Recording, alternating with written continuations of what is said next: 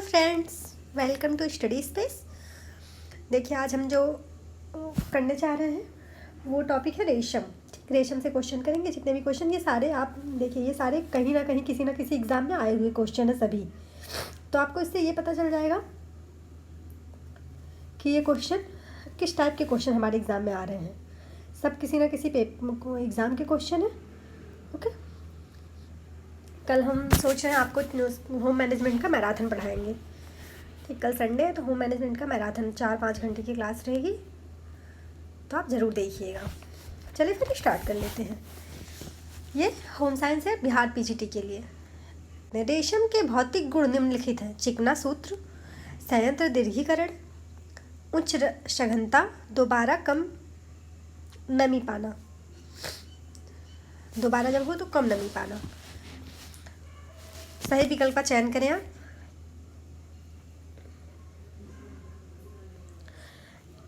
ए और बी दोनों सही है, बी और सी सही है, सी और डी सही है, या फिर ए और डी सही है। इसका जो राइट ऑप्शन है वो है, देखिए, चिकना सूत्र, ये भी सही है।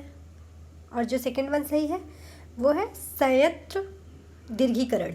ऑप्शन नंबर बी राइट है। तो जिसमें ए और बी है वो सही है। इसका जो राइट ऑप्शन है वो है ऑप्शन नंबर ए। ओके, जो रेशम के भौतिक गुण का ये दो, चिकना होता है और संयंत्र दीर्घीकरण होता है। Okay, next question. Filament coarse doupion noil किसके प्रकार हैं? कपास के, ऊन के, लीलन के, या फिर रेशम के? जो फिलामेंट ये तंतु हैं, कोर्स, डूपियन, नाइल, ये सब जो प्रकार हैं ये रेशम के प्रकार हैं। ये जो टाइप है ये रेशम का एक टाइप है। फिलामेंट, कोर्स, डूपियन, जो ये सब प्रकार रेशम के अपनी अनोखी चमक, अलौकिक सुंदरता, अद्वितीय आकर्षण, कोमलता, मजबूती और दृढ़ता, लोच, सुंदर ढंग से लटकनशीलता जो इसके अंदर होती है, अद्भुत सिकन प्रतिरोधकता होती है इसके अंदर, विलक्षण गुणों के कारण संपूर्ण विश्व में ये प्रसिद्ध है। रेशम को सभी पृथ्वी की रानी कहा जाता है, सभी वस्त्रों की रानी कहा जाता है रेशम को। यह गौरव इसको प्राप्त है रेशम को, ताकि ये इसको रानी कहा जाता है, ये एक गौरव का शब्द है। यह एक प्रोटीन रेशा होता है जो रेशम है हमारा। रेशम जो है एक कीड़े से बनता है, सिल्कवॉर्म, ये कीड़े से प्राप्त होता है। इसका ये जो कीड़ा पलता है वो रेशम, वो शहतूत की पत्तियों, शहतूत के पेड़ पे पलता है और शहतूत की पत्तियों को खाकर ही वो जिंदा रहता है। ओके, और ये रेशम का उत्पादन करता है। इसका जो राइट ऑप्शन नंबर डी है। Next question. सिल्क विज्ञान को क्या कहते हैं? Ericulture, sericulture, pisciculture, colony culture. जो हमारा सिल्क विज्ञान है इसे हम क्या कहते हैं? इसे हम कहते हैं sericulture. Option number B right है। सिल्क विज्ञान का जो उत्पादन है इसे सेरीकल्चर कहते हैं। रेशम उत्पादन का जो पहली प्रक्रिया है जिसमें रेशे को कीड़ों पर पाला जाता है, रेशे के कीड़े को पाला जाता है। रेशम के जो कीड़े होते हैं इनका जीवन काल 2 माह का होता है। इस 2 माह के काल में ये 4 अवस्थाओं से गुजर जाता है। पहला है अंडा, लार्वा, प्यूपा और कीड़ा। रेशम के जो कीड़े हैं इनका उत्पादन दो कार्यों हेतु किया जाता है। एक, आगामी फसल प्राप्त करने हेतु कीड़ा को तैयार किया जाता है। दूसरा, रेशम की प्राप्ति हेतु। ओके, इसका जो राइट ऑप्शन नंबर बी है। सेरीकल्चर कहते हैं इस पूरी प्रक्रिया को। Next question.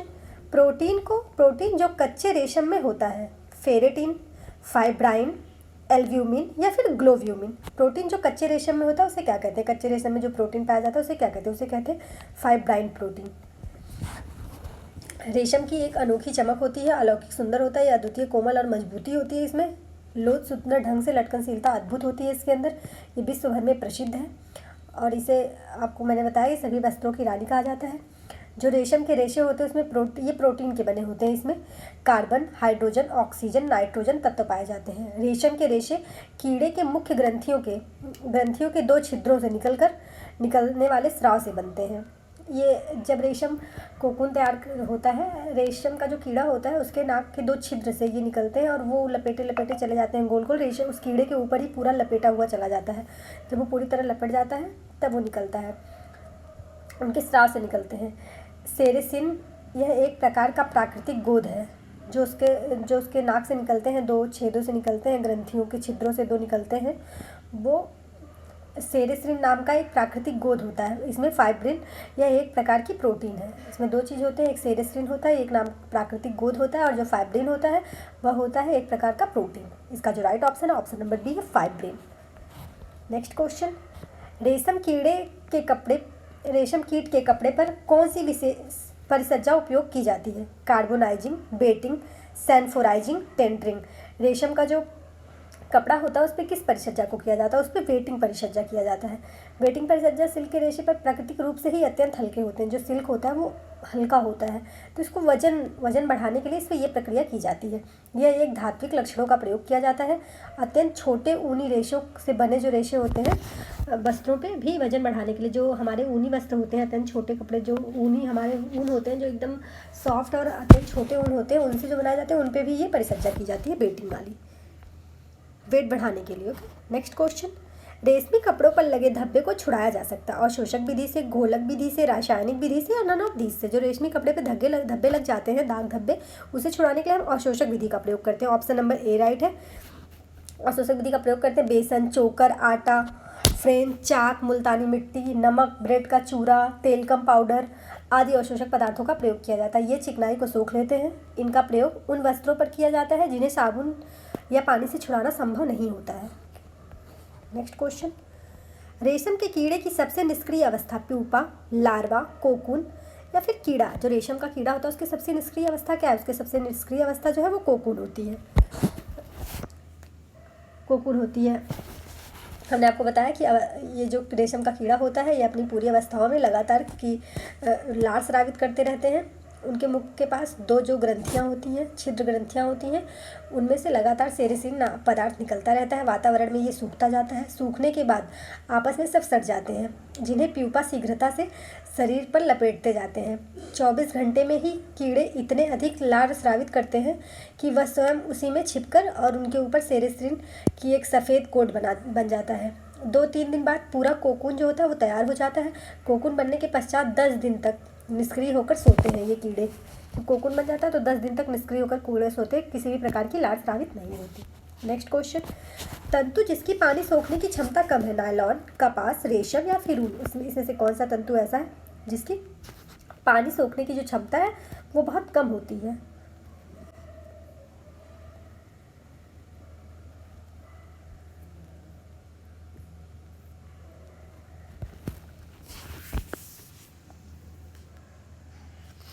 रेशम ये जो तंतु है इसमें पानी सोखने की क्षमता कम होती है। इसका जो राइट ऑप्शन है ऑप्शन नंबर सी है।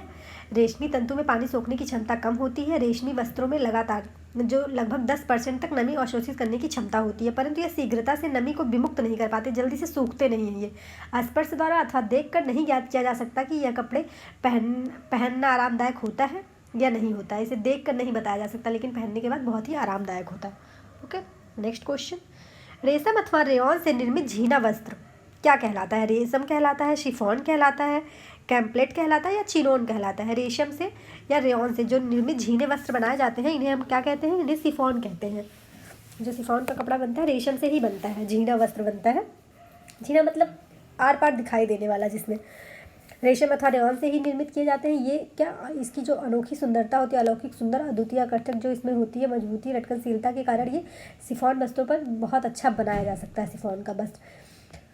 और इसमें क्या है, जो रेशम जैसा ही, रेशम को तो हम वस्त्रों की रानी कहते हैं, रेशम जैसा ही एक जो हम रेशा बनाया रेयॉन 19वीं शताब्दी में एक वैज्ञानिक चमत्कार था। ये एक कृत्रिम रेशा था, इसे कृत्रिम रेशा भी कहते हैं। इसे कृत्रिम रेशम कहा जाता है। जो हमारा रेयॉन है वह मानव द्वारा निर्मित पहला रेशा था रेयॉन। रेशम जैसा ही बनाने की कोशिश की थी, रेशम जैसा इसमें गुण है। इसे जो झीना कपड़ा बनाया जाता है इसका राइट ऑप्शन है ऑप्शन नंबर बी, शिफॉन।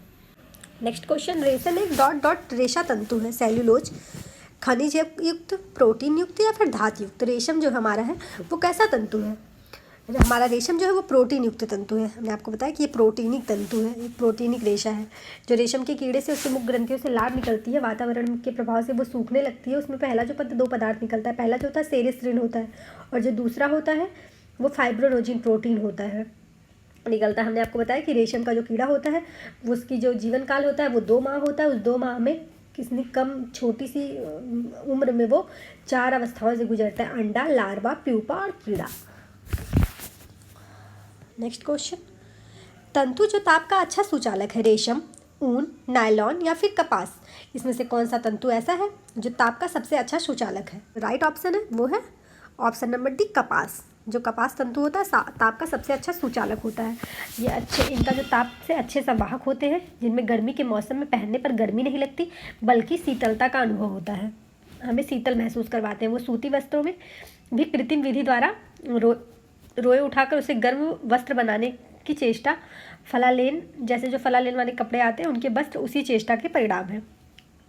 हमने कोशिश की कि हम बनाए तो उस पर रोए उठाकर गर्म वस्त्र बनाए जाते हैं। जो फलालेन हमारे वस्त्र आते हैं वो उसी को कहा जा सकता है। सूती वस्त्र ताप सहन करने की क्षमता अधिक होती है, अतः इसमें जो उबलते पानी में डालकर धोया अथवा विसंक्रमित किया जा सकता है। इसे गर्म पानी में आप डालकर धुला अथवा विसंक्रमित कर सकते हैं, कीड़े उड़े हटाया जा सकता है इससे। तो जो राइट ऑप्शन नंबर डी है कपास। नेक्स्ट क्वेश्चन, डॉट डॉट रेशे बाल के जलने की बदबू देते हैं। फ्लैक्स, प्रोटीन, नायलॉन या फिर रेवान, इसमें से कौन सा रेशा ऐसा है जिसे जलने पर बाल जलने जैसी बू आती है? इसका जो राइट ऑप्शन है ऑप्शन नंबर प्रोटीन रेशा। इसका जो राइट ऑप्शन है वो है option number B protein. Okay, protein रेशा, क्योंकि देखिए हमारा जो बाल होता है उसमें कैरेटीन प्रोटीन होता है और प्रोटीन जलने की सेम ही जो हमें बदबू आती है सेम टाइप से आती है। ऊनी जो हमारे ये रेशे होते हैं, ऊन और रेशम, ये दोनों प्राकृतिक तंतु हैं। रेशम और ऊन इसमें प्रोटीन से बने होते हैं। इनमें कई प्रकार की समानताएं पाई जाती हैं ऊन और रेशम दोनों में। दोनों रेशे जानतम हैं, जंतु से प्राप्त होता है, भेड़ से प्राप्त होता है, ऊँट से, हम हिरन से, जिससे भी निकालते हैं हमारे बाल, जिसमें भी बड़े बाल होते हैं जिन जानवरों में, उनसे हम ऊन बनाते हैं। ओके, और जो हमारा रेशम है हमने आपको बताया कि ये कीड़े से प्राप्त होता है। इसका जो राइट ऑप्शन है वो है ऑप्शन नंबर बी, कीड़े से प्राप्त होता है। क्योंकि ये जानवरों से प्राप्त होते हैं इसलिए इसमें मुख्यतः भेड़ तथा रेशम के कीड़े प्राप्त किए जाते हैं। इसमें जो कैरेटीन प्रोटीन पाया जाता है बालों में। नेक्स्ट क्वेश्चन, जंगली रेशम सूक्ष्मदर्शी के नीचे संवर्धित रेशम से भिन्न दिखता है। सत्य है, असत्य है, संबंधित नहीं है या विवादित है? जो जंगली रेशे होते हैं वो सूक्ष्मदर्शी से देखने पर जो हमारा संवर्धित रेशे है उससे भिन्न दिखते हैं। ये कथन सत्य है, वो उससे अलग होते हैं। नेक्स्ट क्वेश्चन, डॉट डॉट ऊष्मा का कुचालक है। सूत, रेशम, लीलन या फिर रेयॉन, इसमें से कौन सा ऐसा तंतु है जो ऊष्मा का कुचालक है? रेशम। Option number B right option है। नेक्स्ट क्वेश्चन, अत्यधिक हल्का रेशा है। रेशम, एक्रिलिक, टेरिलिन, पॉलीप्रोपाइलिन, इसका जो राइट ऑप्शन है, जो अत्यधिक हल्का रेशा होता है वो होता है रेशम। रेशम हमारा बहुत ही हल्का रेशा है। रेशम को प्राप्त करने के लिए आपको पता है कोकून उत्पादन सेरीकल्चर विधि से किया जाता है। रेशम के जो कीट होते हैं वो सहतूत के पेड़ पर पाले जाते हैं, इसे सेरीकल्चर कहा जाता है। रेशम के कीट का जो जीवन चक्र होता है 4 अवस्थाओं से गुजरता है। वो प्राकृतिक रूप से अगर देखा जाए वर्ष में केवल एक बार ही रेशम का कीट तैयार होता है, लेकिन जो वैज्ञानिक विधि द्वारा उसमें 3 बार रेशम का कीट तैयार कर लिया जाता है। वैज्ञानिक विधि द्वारा वर्ष में 3 बार रेशम का कीट तैयार होता है। Next question,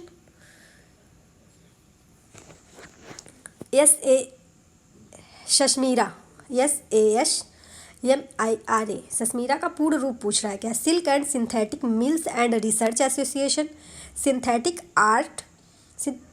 and art silk mills research association, silk and art silk mills research association, standards and specifications of mills and research association, इसका जो राइट ऑप्शन है वो है option number B, synthetic and silk milk and research association. Okay, option number B right option है। सशमीरा का full form है। Next question, रेशमी कपड़ों पर लगे धब्बे को छुड़ाया जा सकता है अवशोषक विधि से, घोलक विधि से, रासायनिक विधि से या नन ऑफ दीज से? हमने आपको अभी बताया कि रेशमी कपड़ों को छुड़ाया जा सकता है जिसपे दाग धब्बे लगे हैं वो अवशोषक विधि द्वारा। नेक्स्ट क्वेश्चन, वह विधि जिसमें कोकून को गर्म पानी में डालकर नरम किया जाता है वह धागा ढूंढा जाता है, वह है थ्रोइंग, रीलिंग, बीबिंग या फिर रियलिंग? ये कौन सी विधि है जिसमें जो कोकून होता है प्राप्त होता है हमें, उसे हम गर्म पानी में डालकर उसको धागे से छुड़ाते हैं? किस विधि में ऐसा किया जाता है? जिसे गर्म पानी में डालकर, उसे थ्रोइंग कहा जाता है। ओके, थ्रोइंग विधि द्वारा कोकून को गर्म पानी में डालकर उसमें जो गोंद लगे होते हैं चिपचिपा पदार्थ उसे बाहर निकाला जाता है। छटाई के बाद लच्छियों को साबुन युक्त गर्म पानी में डाला जाता है। इससे रेशे की जो उपस्थिति गोंद नरम होकर थोड़े थोड़े ढीले पड़ जाते हैं। सेरिसीन ढीले होने के बाद इसे धागे बनाने में आसान हो जाता है। जब ये ढीला हो जाता है तो इसे धागे खींचने में इसमें आसानी आ जाती है। इसका जो राइट ऑप्शन है ऑप्शन नंबर ए, थ्रोइंग कहते हैं इस प्रक्रिया को। नेक्स्ट क्वेश्चन, सेरीकल्चर निम्न बनाने की प्रक्रिया निम्न है। ऊन, रेयॉन, रेशम या क्वायर। हमने आपको अभी बताया रेशम जो है सेरीकल्चर बनाने की एक प्रक्रिया है। नेक्स्ट क्वेश्चन, रेशम के कीड़ों पर किस विशेष परिचर्या को किया जाता है? कार्बोनाइजिंग को, जो रेशम का कपड़ा होता है उस पर किस विशेष परिचर्या को किया जाता है? कार्बोनाइजिंग परिचर्या किया जाता है, वेटिंग परिचर्या किया जाता है, सनफोराइजिंग परिचर्या किया जाता है या फिर टेंटिंग परिचर्या किया जाता है? जो रेशम के कपड़े होते हैं उन पे हम वेटिंग परिचर्या की। आपको पता है रेशम का जो कपड़ा होता है वो बहुत हल्का होता है, छूने पे इसमें लटकनशीलता बहुत लटक होती है इसमें, इसलिए इसे लटकनशीलता को सुधार के लिए कि इतना ना लटके, इतनी ज़्यादा लटकन ना हो, इसमें वजन बढ़ाने के लिए ये प्रक्रिया की जाती है। वस्त्र को धात्विक लक्षण एक धात्विक पदार्थ में डुबा कर इसके वजन बढ़ाने में, इसके वजन में वृद्धि हो जाती है ये, और बॉडी पे फिट आता है। नेक्स्ट क्वेश्चन, रेशम के निर्माण की विधि व उसके अध्ययन को कहते हैं? एरीकल्चर, पीसीकल्चर, कॉलोनी कल्चर या सेरीकल्चर? इसका जो राइट ऑप्शन नंबर डी है, सेरीकल्चर। नेक्स्ट क्वेश्चन, किस प्रकार का सिल्क में कीड़े को मारा नहीं जाता निर्माण के दौरान? मूंगा में, टसर में, ईरी में, डूपियन में। जिसमें कीड़ा बिना मारे जो सिल्क बनाया जाता है उसे क्या कहते हैं? जिसमें कीड़ा जिंदा रहता है वो कौन सा सिल्क है? मूंगा। जो हम मूंगा सिल्क बनाते हैं इसमें रेशम के कीड़े को बिना मारे मूंगा सिल्क प्राप्त किया जाता है। जो सहतूत के पत्तियों को रेशम जो सिल्क के रेशे कीड़े होते हैं ये सहतूत के पेड़ों पर पाए जाते हैं। सहतूत की पत्तियों को खाकर ही जीवित रहते हैं और रेशम उत्पादन करते हैं। धागों के निर्माण के दौरान मूंगा का उत्पादन, जब मूंगा रेशम उत्पादन करते हैं तो हम कीड़ों को नहीं मारते। नेक्स्ट क्वेश्चन, प्रोटीन जो कच्चे रेशम होते हैं, केरेटिन, फाइब्रिन, एल्ब्यूमिन, ग्लोब्यूमिन। कच्चे जो प्रोटीन होते हैं उसमें फाइब्रिन प्रोटीन पाया जाता है।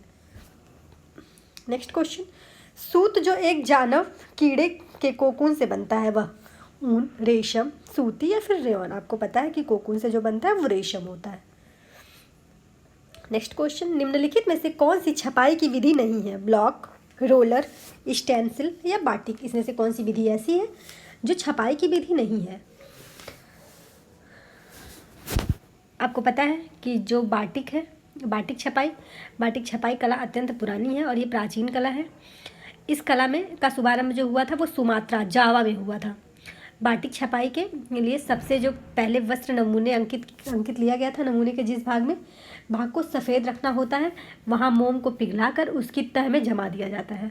इसे बाटिक छपाई कहते हैं। ये छपाई की विधि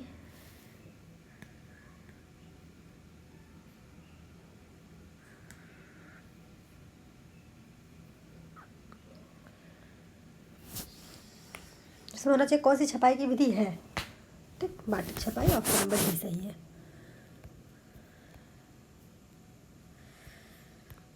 नेक्स्ट क्वेश्चन, प्रोटीन जो कच्चे रेशम में होता है, keratin protein, fibrin protein, albumin protein या फिर ग्लोबिन प्रोटीन? आप सबको पता है फाइब्रिन प्रोटीन। रिपीटेड क्वेश्चन है। नेक्स्ट क्वेश्चन, ऊन की मॉड की विशेषता को कहा जाता है? Shearing, felting, cohesiveness, crepe. जो ऊन की मॉड की विशेषता होती है उसे क्या कहा जाता है? उसे कहा जाता है फेल्टिंग। फेल्टिंग ऊन की अधिक नमी, गर्मी एवं दबाव के संपर्क में आकर आपस में जुड़ जाते हैं, फेल्टिंग के रूप में धारण लेते हैं। इस प्रक्रिया को फेल्टिंग कहते हैं। इस गुण के कारण इनसे कई उपयोगी वस्त्र जैसे कालीन, जूते, टोपी, दरी आदि बनाया जाता है। फेल्टिंग। नेक्स्ट क्वेश्चन, रेशम है प्राकृतिक रेशा, कृत्रिम रेशा, प्राकृतिक और कृत्रिम दोनों रेशा या फिर नन ऑफ दीज? जो हमारा रेशम है ये कैसा रेशा है? हमारा रेशम है वो प्राकृतिक रेशा है।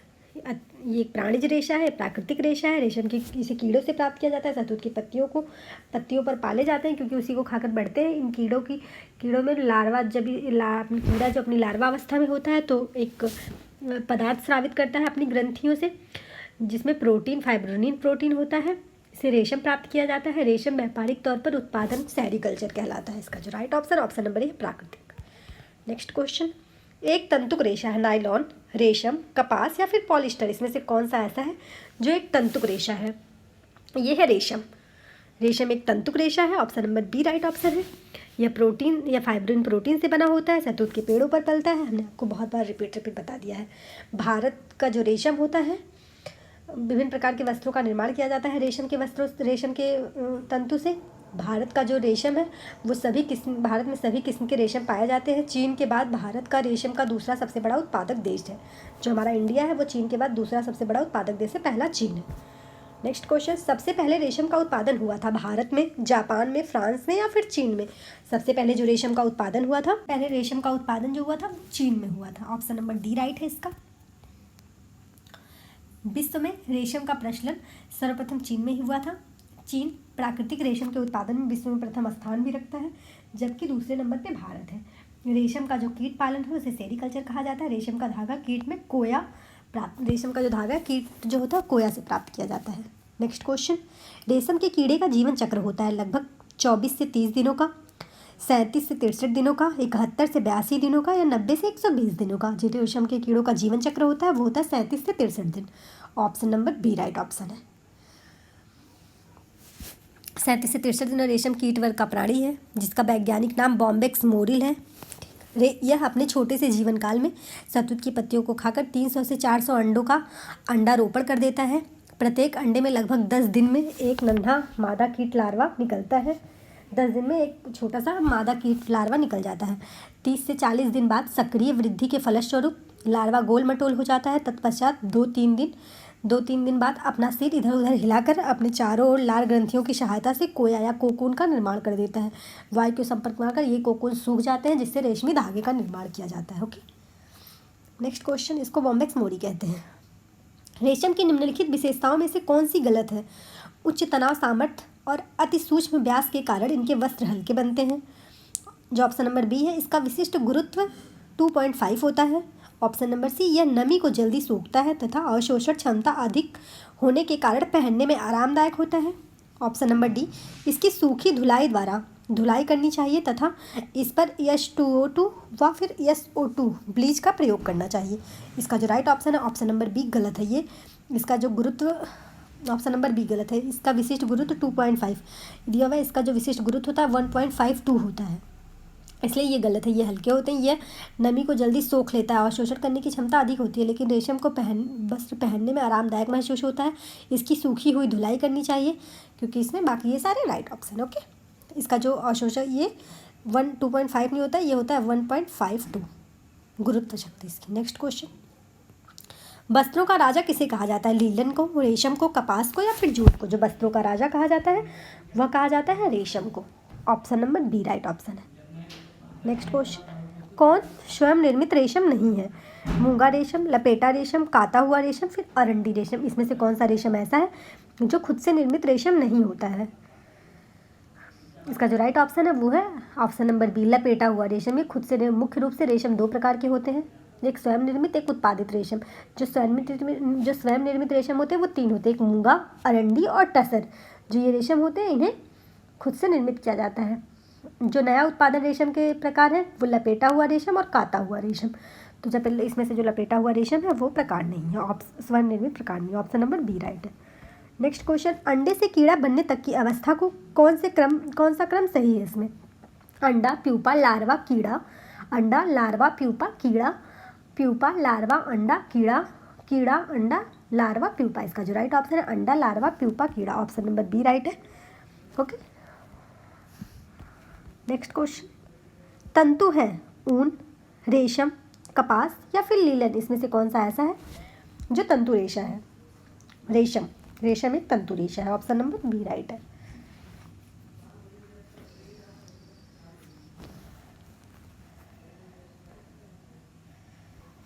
नेक्स्ट क्वेश्चन, क्षार के गर्म व सांद्र घोल में ऊन और सिल्क के तंतु घुल जाएंगे, कोई प्रभाव नहीं पड़ेगा, सिकुड़ जाएंगे या फूल जाएंगे? इसका जो राइट ऑप्शन है वो है क्षार के पानी में अगर डाल दिया जाएगा इसे,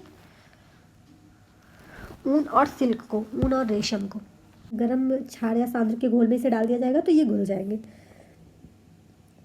जो सूती और लीलन वस्त्र होते हैं दाग धब्बे उतारने के लिए इसका गर्म पानी में ही इसका इस्तेमाल किया जाता है, ये नहीं घुलते।